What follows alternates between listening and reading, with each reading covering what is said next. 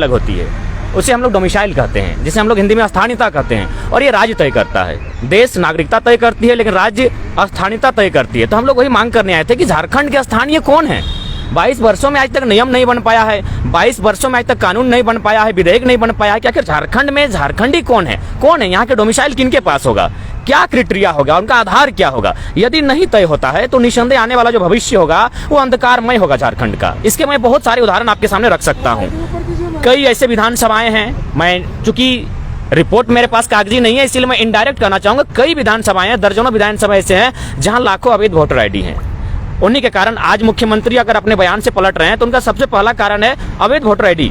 वे जान रहे हैं उनके पास जो विधायक हैं वे कहीं ना कहीं अवैध वोटर आईडी के दम पर यहाँ पर चुनकर आए हैं। और यह क्या असंवैधानिक मामला है। आप एक व्यक्ति 2 सीटों से विधानसभा चुनाव लड़ सकता है, 2 सीटों से संसद का चुनाव लड़ सकता है, लेकिन एक व्यक्ति वोटिंग एक ही जगह पे कर सकता है। ये संवैधानिक है, ये कानूनी है। पर झारखंड राज्य मुझे लगता है एकमात्र ऐसा भारत का राज्य है जहां लगभग 30-40 लाख लोग अवैध वोटिंग करते हैं। और ये अगर आपको प्रमाण चाहिए, आप लोग मीडिया के कर्मी हैं, आप कभी चुनाव के समय हमारे साथ आइए, आपको प्रमाण सहित देंगे।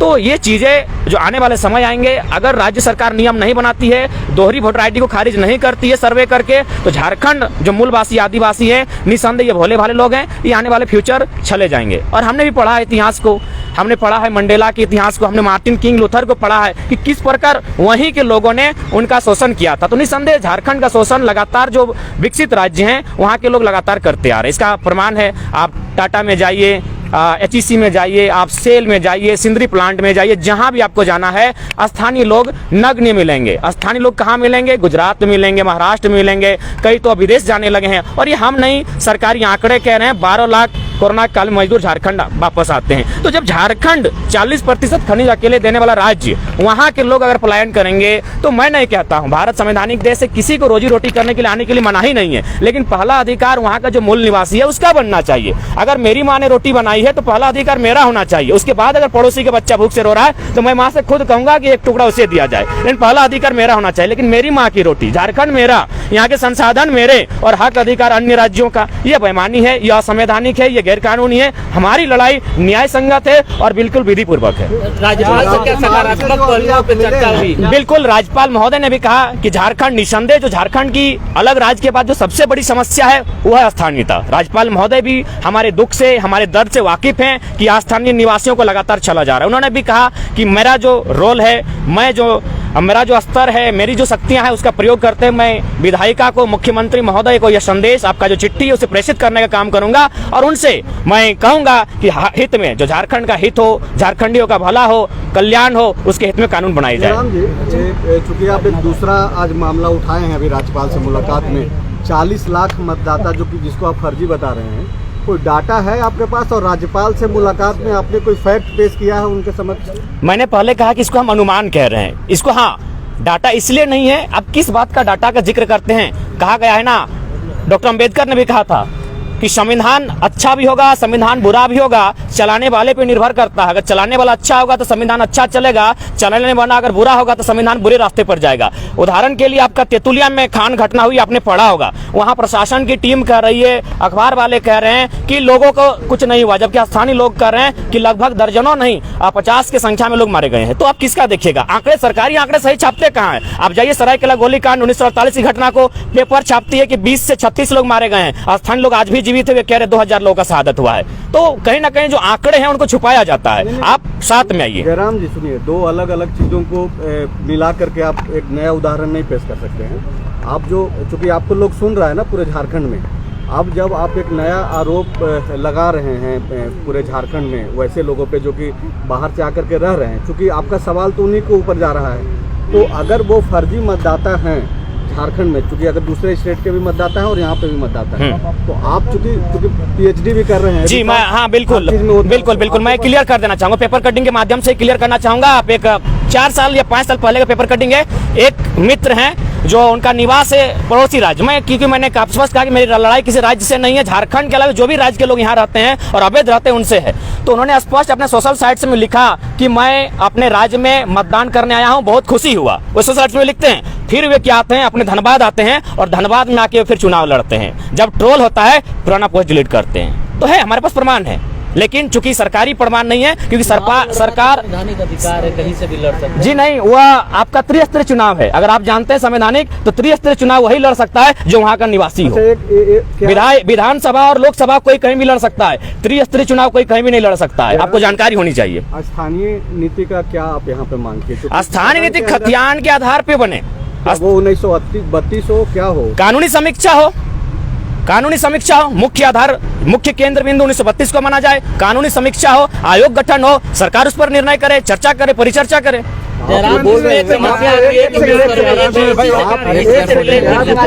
एक एक करके आप जो बोल रहे हैं जयराम जी कि कानूनी समीक्षा हो, आप ही की बात को मुख्यमंत्री ने सदन में कहा कि हम लोग कानूनी समीक्षा कर रहे हैं और इसको पढ़ लिख रहे हैं। तो जब मुख्यमंत्री की ही बातों को आप दोहरा रहे हैं, तो फिर अब राज्यपाल से मिलने की क्या जरूरत है? राज्यपाल से मिलने की आवश्यकता इसलिए है कि राज्यपाल, केवल राज्यपाल ही नहीं, इनके पास एक संवैधानिक दायित्व है। ये चांसलर होते हैं, ये पढ़े लिखे व्यक्ति होते हैं। विधानसभा के लिए कोई नियम नहीं है कि व्यक्ति पढ़ा लिखा हो कि नहीं हो, वह व्यक्ति, उसके लिए क्राइटेरिया नहीं है। राज्यपाल का एक अलग क्राइटेरिया है, ये समझेंगे। राज्यपाल बने हैं, ये समझेंगे, पता होगा, ये चांसलर लोग हैं, ये एकेडमिक पर्सन होते हैं मुख्यतः, एक दो अपवाद हो सकता है, तो ये समझेंगे हमारी भावनाओं को। और चूंकि मुख्यमंत्री ने बयान आपके सदन के भीतर दिया है कि हम लोग अगर विधेयक बनाएंगे तो न्यायपालिका उसे खारिज कर देगी। पहला काम विधेयिका का होता है, आप विधेयक बना तो लीजिए, नियम बना तो लीजिए, बना नहीं है। हमारी भाषा में कहा जाता है कि मरने से पहले भूत बनना, तो वही हाल मुख्यमंत्री का है। हमने देखा मुख्यमंत्री, हम लोग तो पहली बार मुख्यमंत्री से ही मिलने गए थे, राज्यपाल से मिलने गए थे, हम तो विधानसभा गए थे। जब वहां से सकारात्मक पहल नहीं मिला, हम लोग राजभवन की ओर आए, हम राज्यपाल से मिलने आए। जयराम जी, अलग अलग जिलों पे अलग अलग सर्वे हुआ, आप समय मांगे हैं मुख्यमंत्री के? जी हाँ, उनके पास भी शेड्यूल गया है, मुख्यमंत्री से मिलने की बातें हुई, लेकिन मुख्यमंत्री फिलहाल सत्ता का आनंद ले रहे हैं, फिलहाल क्रिकेट का मैच खेल रहे हैं, उन्हें जनता की सुख सुविधा से शायद वास्ता नहीं लग रहा है। जयराम जी, 1932 बहुत जिलों में 85 है सर्वे, अलग अलग जिलों पे अलग अलग समय पे हुआ, तो फिर कैसे को रिलेट कीजिए करेंगे? सारा चीज रिलेटेड हो सकता है। एक बात बताइए, जब झारखंड के लोग ही अपना हक अधिकार मांगते हैं तो इतना आनंद फानन क्यों होता है? सभी राज्यों का अपना पहचान है, तब कोई आनंद फानन नहीं होता है। सभी राज्य के लोग जी खा रहे हैं, कोई आनंद फानन नहीं होता है। जब झारखंड के लोग ही अपना अधिकार मांगते हैं तो आनंद फानन क्यों? आज एक बात बताइए, 1900, आप 2000, बहुत से लोग कहते हैं कि 2000 को कटअप माना जाए। एक बात बताइए, 2000 को कटअप कैसे माना जा सकता है? झारखंड एक औद्योगिक क्षेत्र रहा है, यहाँ के लोगों का आगमन, कोयला का जैसे ही उदय हुआ, लोगों का आना जाना शुरू हो गया, वे लोग यहाँ रहने बसने लगे। अगर आप 2000 को कटअप मानते हैं तो इससे क्या होगा? जो यहाँ के मूलवासी है, जिनका यहाँ के सिवा कुछ नहीं, उनके साथ नाइंसाफी होगी। इसलिए 2000 को, उस दिन को कटअप नहीं माना जा सकता। अच्छा ठीक है, अगर आप उसको कटअप मानते हैं तो एक बात बताइए, उसमें तो लोग फंस जाएंगे जो लोग उस 2000 को कटअप मानने कह रहे हैं, क्योंकि जिस समय 2000 में झारखंड अलग हुआ, अगर एक भाई धनबाद में था तो दूसरा भाई जम्मू में था, आप क्या कीजिएगा? उस समय क्या कीजिएगा? अगर पति धनबाद में था तो पत्नी आपका अलग राज्य में थी, उसको कटअप माना जाए? पॉसिबल है? नहीं है। वे कमाने के लिए आए हैं। उसके बाद भी उन क्षेत्रों में आप निवास कर सकते हैं जो सीएनटी में नहीं आता है, जो एसपीटी में नहीं आता है, जो 9वीं अनुसूची में नहीं आता है, वहां आप निवास कीजिए। अगर आप 9वीं अनुसूची का उल्लंघन करते हैं, सीएनटी को वायलेंट करते हैं, एसपीटी को तोड़ते हैं, तो हम तो गुनहगार नहीं है, असंवैधानिक तो आप हैं जो लोग इस कार्य को कर रहे हैं। ठीक है जयराम जी, सड़क, सदन और अब राजभवन आकर के मिल लिया, अब आगे क्या करेंगे? आगे की रणनीति तय होगी, जब तय होगी तो आप चैनल वालों को बुलाएंगे और आपके समक्ष रणनीति को प्रस्तुत करेंगे। लेकिन फिलहाल रणनीति बनी नहीं है, रणनीति लगातार बन रही है, जनता से संपर्क किया जा रहा है। रणनीति जैसे ही बनेगी निसंदेह हम लोग आगे, और ये आंदोलन नए झारखंड निर्माण की ओर है। और आपको स्पष्ट कहना चाहेंगे, एक बात याद रखिएगा, कुछ दिन पहले आपका छत्तीसगढ़ अलग हुआ, उसी समय हमारा उत्तराखंड अलग हुआ, लेकिन संघर्ष नहीं हुआ था। याद रखिएगा, वहां संघर्ष नहीं हुआ था। हमने 88 साल संघर्ष किया था, इसीलिए झारखंड के आंदोलन को आप दूसरे राज्य के आंदोलन से कंपेयर ना करें। हमने 88 साल संघर्ष किया था, 88,000 बलिदान दिया है, तब झारखंड मिला है। आप दिखाइए छत्तीसगढ़ में कितना शहादत हुआ, आप दिखाइए उत्तराखंड में कितना शहादत हुआ, आप दिखाइए महाराष्ट्र और गुजरात जब 1960 में अलग हुआ कितना शहादत दिया गया। हमने शहादत दिया है, हम एक शहीद का बेटा है, मेरा बाप का रक्त बहा झारखंड की माटी के लिए, हम दर्द को जानते हैं। इसलिए झारखंड के आंदोलन को अन्य राज्यों से कंपेयर ना किया जाए। झारखंड एक अधिकार मांग रहा है, न्याय संगत है। असंवैधानिक वे लोग हैं जो सीएनटी को वायलेंट कर रहे हैं, एसपीटी को वायलेंट कर रहे हैं, 9वीं अनुसूची का उल्लंघन कर रहे हैं। हम संवैधानिक लड़ाई है, क्योंकि मैं पुनः रिपीट करूंगा, भारत एकल नागरिकता की बात करता है। नागरिकता देश देता है, स्थानीयता राज देती है। हमारी स्थानीयता क्या है, हमारी डोमिसाइल क्या है, कौन है झारखंडी, ये सरकार को, विधानसभा को तय करना होगा, जो अभी तक तय नहीं हो पाई है। हुई है तो कहीं ना कहीं उसमें साजिश से षड्यंत्र की बदबू आ रही है, उसे मिटाकर खतियान के आधार पर ही नीतियां तय हो, तभी झारखंड बचेगा। नहीं तो फिर आने वाला वाला दिन जो हाल कभी निग्रो का था, जो हाल मंडेला के देश में मंडेला के लोगों का था, मार्टिन लूथर किंग का था, जो बात जोमो केन्याटा ने, शायद नाम कंफर्म नहीं हो पा रहे लेकिन मानता हूं जोमो केन्याटा ने कहा था कि अफ्रीका के आदिवासी जब क्रिश्चियन का आगमन हुआ, उनके हाथों में बाइबल थी, हमारे पास जमीनें थी, हमारे हाथों में बाइबल आ गई, जमीनें चल गई उनके पास। तो वही हाल झारखंडियों का हुआ है। जो लोग मांगने आए थे वे लोग आज करोड़पति नहीं अरबपति बन चुके हैं, और झारखंड के मूलवासी हैं आज दर दर की ठोकरें खा रहे हैं। उदाहरण के लिए चांडिल का डैम 60,000 एकड़ जमीन अधिग्रहण किया गया, 1.5 रुपया डिसमिल। कहाँ इतना बड़ा अन्याय हुआ है बताइए, रिपोर्टर है आप लोग। 1.5 रुपया डिसमिल जमीन लिया जाता है, 1.5 रुपया डिसमिल में 60,000 एकड़ डिसमिल, यानी 60 गांव को उजाड़ा गया है। आइए रिपोर्टिंग कीजिए वहां जहां रिपोर्टिंग करना है। पार्वती कांड को रिपोर्टिंग कीजिए। हत्या को आत्महत्या बनाया जाता है, कंपनी को एक उंगली नहीं कर पाती प्रशासन, वहां रिपोर्टिंग कीजिए। जब झारखंडी स्टूडेंट हक के लिए मांगते हैं तो आप लोग घुमाते हैं क्यों है? झारखंडी सही है और सही है, चाहे लड़ाई जितनी लंबी पड़े हम लोग लड़ेंगे। कोई आंदोलन नहीं बटा है, कोई आंदोलन नहीं बटा है। तो आप यहाँ राज्यपाल से मिलने कहाँ क्या हो रहा है?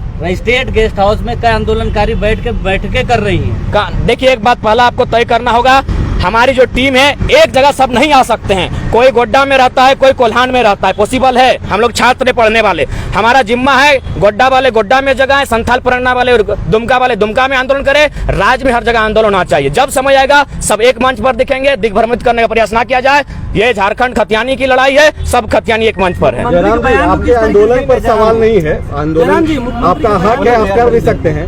अभी आप जो एक बात बोले, एक सेकंड पहले साहब बोलिए, आपका सवाल क्या था? जी का जो बयान आया है उसको किस तरीके से, क्या बयान था उनका, जरा बताइए। खतियान आधारित नहीं होता, कोर्ट में वापस आ जाएगा। ठीक है, आप खतियान आधारित स्थान नीति बनाइए और नियोजन नीति में एक लाइन लिखिए कि जो झारखंडी है वही लोग इसको दावा कर सकते हैं। और दावा किस आधार पे करेंगे? आवासीय स्थानीय के आधार पे करेंगे, बात खत्म हो जाएगी। अरे 2 लाइन तो नियोजन नीति में जोड़ना ही है। आपका सवाल? एक सवाल आपने बोला कि आदिवासियों के हाथ में दूसरे प्रदेशों में जो है बाइबल थमा दिया गया। दूसरे प्रदेश नहीं, गलत सुना आपने, केन्या का बात कहा है। आप लोग दिग्भ्रमित ना करें। सुनिए ना, आपको कोई दिग्भ्रमित नहीं कर रहा है जयराम जी। नहीं, आप मीडिया वाले हैं, आप लोग गलत क्यों कह रहे हैं? हम दूसरा प्रदेश का बात हमने नहीं कहा है। आराम से बात कीजिए, केन्या को ही हाँ, केन्या को मैंने कहा। लेकिन अब झारखंड में भी ये चीजें देखने को मिल रही है। आप जो केन्या की बातें बोल रहे हैं वो तो झारखंड में भी देखने को मिल रहा है। देखिए इसका बाइबल यहाँ भी थमाया गया। इसका मुझे जानकारी नहीं है। मैंने चूंकि मंडेला का उदाहरण दिया, मैंने चूंकि मार्टिन किंग लूथर का उदाहरण दिया, मैंने इस पर स्टडी नहीं किया है। जब मैं स्टडी करूंगा इस विषय पर बात करूंगा। ठीक है। एक वीडियो आपने जारी किया था, जी। आपका एग्जामिनेशन है, आंदोलन से दूर हो रहा, क्या वो वीडियो करता है? हाँ, आप आंदोलन जी जी जी, एग्जाम था, एग्जाम का पेपर हम लिख चुके हैं। मेरा सेमिनार था, उसको ही प्रेजेंट कर चुके हैं। और फिर मेरा 15 या 20 दिन बाद फिर से सेमिनार प्रेजेंटेशन होगा। लेकिन आंदोलन चलता रहेगा, मेरी भूमिका होगी, मेरा समय रहेगा, हम आएंगे, आंदोलन करेंगे। क्योंकि आज झारखंडी नहीं लड़ता है तो निस्संदेह कभी लड़ नहीं पाएगा। चलिए,